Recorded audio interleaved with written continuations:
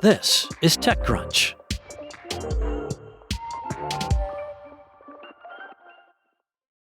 While AI is now being applied to everything from healthcare to customer support, no single use case has yet been nearly as popular or lucrative as code writing.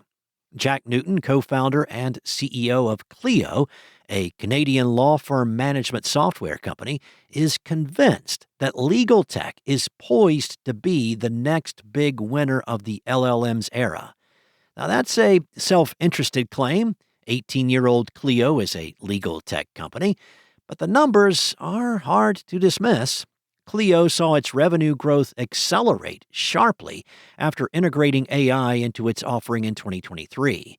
The company surpassed $200 million in annual recurring revenue in mid-2024, doubled that figure by late last year, and just announced that its ARR reached $500 million. Newton said, LLMs are so excellent for coding because all the existing code in the world is a huge repository to train on. The analogy to legal is really clear.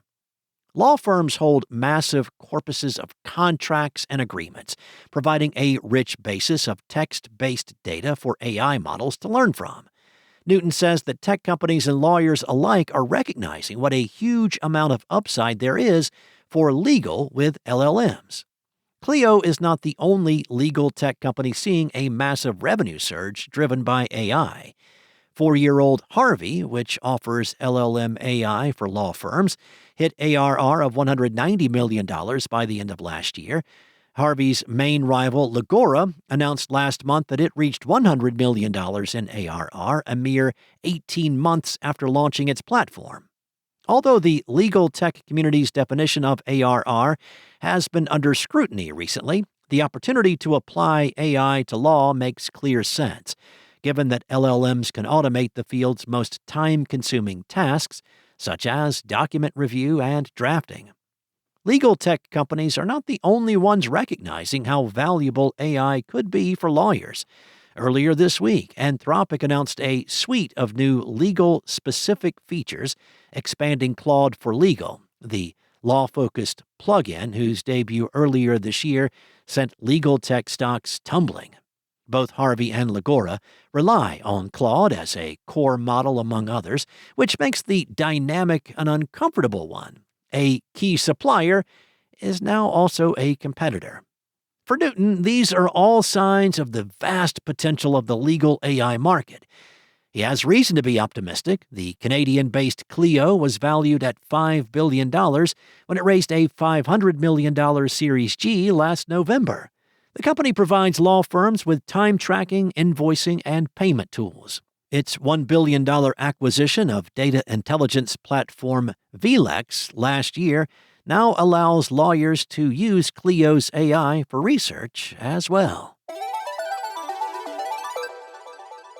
Another year, another massive influx of capital for Anduril. The funding round that was rumored to be in process in March has officially closed. Anduril has raised a $5 billion Series H round at a $61 billion valuation, led by returning investors Thrive Capital and Andreessen Horowitz. This is more than double the valuation it landed just under a year ago, when it raised $2.5 billion at a $30.5 billion valuation, led by Founders Fund.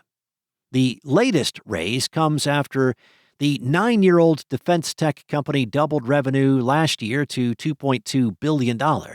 Interestingly, as much as Anduril is the clear-cut winner among VC investors, the Department of Defense is already giving signs that it will not lock itself into any one rising star startup.